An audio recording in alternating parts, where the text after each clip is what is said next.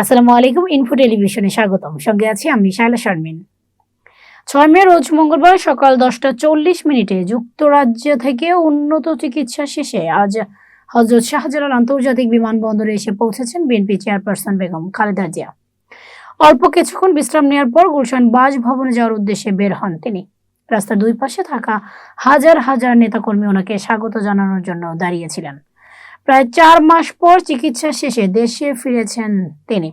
দীর্ঘ 17 বছর নির্বাসন শেষে দেশে ফিরেছেন বিএনপির ভারপ্রাপ্ত চেয়ারম্যান তারেক রহমানের সহধর্মিণী ডক্টর জোবাইদা রহমান। এছাড়া ফিরেছেন শর্মিলা রহমান। দেশনেত্রী বেগম খালেদা জিয়া উনি লন্ডনে ছিলেন চিকিৎসাধীন অবস্থায়, চিকিৎসা শেষে উনি দেশে আসছেন, এটা আমাদের আনন্দের বিষয়। আজকে আনন্দিত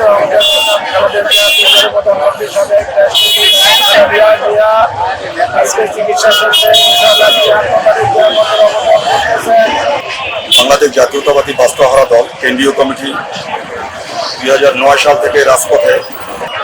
দেশনেত্রী বেগম খালেদা জিয়া শিক্ষা শেষে সুস্থ হয়ে 18 কোটি বাঙালির জাতির দায়িত্ব নিয়ে দেশে আসছে। এই জন্য আল্লাহ রাব্বুল আলামিনের কাছে তার নেক কামনা করছি, সুস্বাস্থ্যতা কামনা করছি।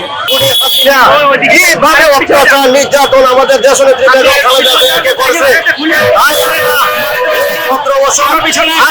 আমার নেত্রী 8টা বছর বিনা কারণে জেল থাকছে।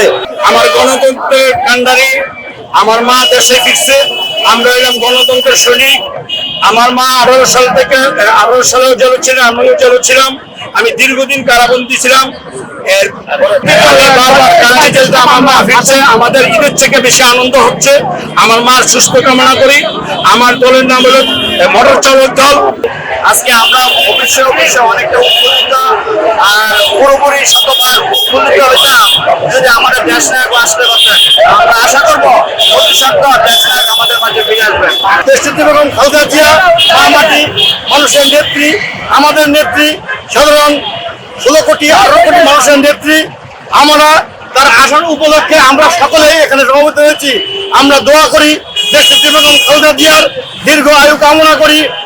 এই দেশের সরকারের পতনের পরে দেশনেত্রী বেগম খালেদা জিয়া আজ বিদেশে চিকিৎসার শেষের দেশে ফিরছে।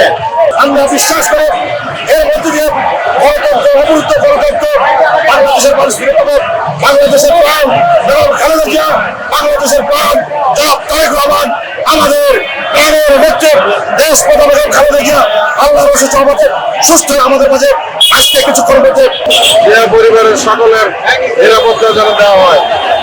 সকল জরুরি এই সরকার যাতে নিরাপত্তা দেয় এবং আগামী দিনে অতি সত্ত্বর সুস্থ নির্বাচন জন্য আমরা দাবি করছি। বেগম খালেদা জিয়ার যে সমস্ত মামলা, সেই মামলাগুলো প্রত্যাহার করতে হবে। তারেক রহমানের উপরে যে মামলা, সেই মামলাগুলো প্রত্যাহার করতে হবে। মহান আল্লাহ পাক রব্বুল আলামিনের কাছে প্রার্থনা করে উনি তাকে যে সুস্থতার পথে নিয়েছেন, আরো যাতে দ্রুত সুস্থতা ফিরে এনে আমাদের মাঝে রাজনীতির নেতৃত্ব দিতেন। গাজীপুর মহানগরের পক্ষ থেকে রাজপথে আছি। গাজীপুরের মানুষ সব সময় বিএনপির জন্য সর্বদাই রাজপথে ছিল। আমরা আগামীতেও থাকবো ইনশাআল্লাহ। বিএনপি চেয়ারপারসন বেগম খালেদা জিয়াকে অভ্যর্থনা জানাতে আন্তর্জাতিক বিমানবন্দরে উপস্থিত ছিলেন দলের মহাসচিব মির্জা ফখরুল ইসলাম আলমগীর সহ জাতীয় স্থায়ী কমিটির নেতৃবৃন্দ।